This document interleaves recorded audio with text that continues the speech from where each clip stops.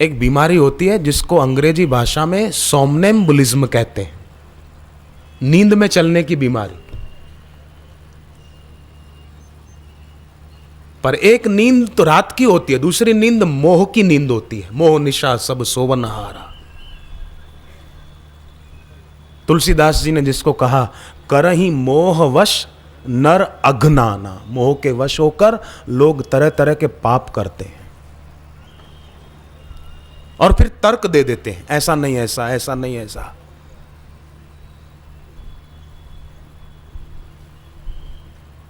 मुझे एक महिला ने विदेश में कहा, कैलिफोर्निया में हमारा प्रवचन था, सैन फ्रांसिस्को में, वो बोली कि बिल्कुल कैसा तर्क दिया उसने, कुतर्क।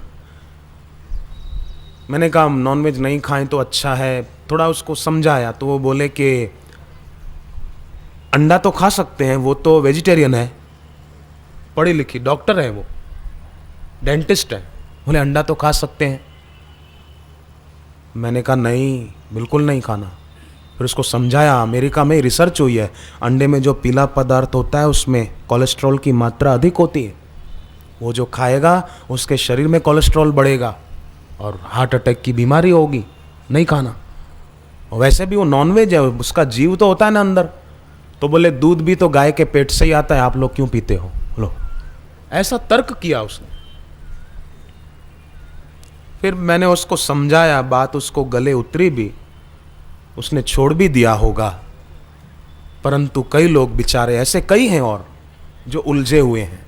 तो आप इतने सत्संगी जो यहाँ बैठे हैं, इतनी संख्या में, अगर इतनी बहनें और इतने भाई ठान लें कि हम जो बापूजी के मुख से सुनते हैं वो अपने संपर्क में आने वाले और भाई बहनों तक ये सेवा पहुंचाएंगे, ये ज्ञान के संस्कार पहुंचाएंगे, तो मैं मानता हूं वो दिन दूर नहीं जिस दिन हमारा भारत देश विश्व का मार्गदर्शन करे और विश्व गुरु के पद पर अभिषिक्त हो जाए। और ये मैदान भी बहुत पवित्र संस्था का है ना, इस संस्था के जिनका ये जगह है वो लोग भी कितने पवित्र आत्मा है। पिछली बार सत्संग था तो आरएसएस के मुख्य जो सुदर्शन जी हैं वो भी सत्संग में आकर बैठे थे। आप लोगों ने जो हर वर्ष आते हैं उन्होंने देखा होगा, बापू जी के आने से पहले आ गए थे और आखिरी तक बैठे रहे थे, सत्संग पूरा हुआ तब तक। पद ऊंचा है पर नम्रता कितनी है। और सेवा के कार्य ये लोग करते हैं तो इष्ट भी मजबूत है ना। हमला करने वाले कई आए, उनका ही विनाश हो गया, परंतु नागपुर के लोगों से छुपा नहीं है। जयराम जी की। ऐसे लोग जो समाज सेवा के कार्य करते हैं उनका इष्ट भी मजबूत हो जाता है। फिर कोई कुछ भी उनका अनिष्ट करने को आए, पर जाको राखे साइयाँ, मार सके ना कोई, बाल न बाको कर सके चाहे जग बैरी होई। उनका कोई बाल माका नहीं कर सकता। तो इतनी संख्या में भक्त यहाँ बैठे, ठान ले युवा धन सुरक्षा पुस्तक हम दूसरों तक पहुंचाएंगे। सुयशा कब सुमरोगे राम कैसेट है एक बापूजी के सत्संग की, वो देश की हर कन्या तक पहुंचाई जाए तो हर कन्या सीता और सावित्री की तरह महान तेजस्वी ओजस्वी बन जाए। उसके शील को कोई भंग नहीं कर सकता। बापूजी ने कल एक कितनी सुंदर बात बताई, मुझे बहुत दिल से लगी।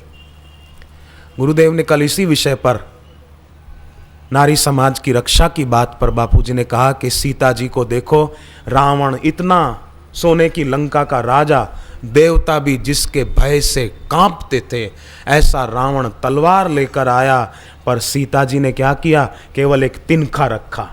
और इतना शक्तिशाली राजा रावण सीता जी का शील भंग करने में, सत्वनाश करने में सफल नहीं हो पाया।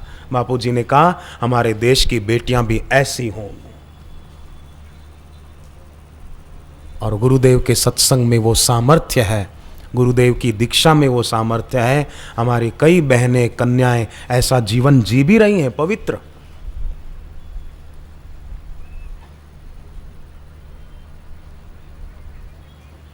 गुरु की वाणी में, गुरु की भक्ति में, गुरु की दीक्षा में बड़ी शक्ति है। इसका कोई वर्णन शब्दों के द्वारा कर नहीं सकते।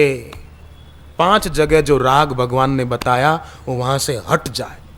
एक शरीर से राग हट जाए, बुद्धि से, मन से, इंद्रियों से, और 5वां पदार्थों से। पिज़्ज़ा खाऊं तो ही मजा आए, बर्गर खाऊं मजा आए, चाउमीन खाऊं मजा आए, पाव भाजी खाऊं मजा आए, पेप्सी पीऊं मजा आए, ये पदार्थों में राग है। तो जब सत्संग मिलता है, गुरु की दीक्षा शिक्षा मिलती है, तो पदार्थों से राग भी हट जाता है।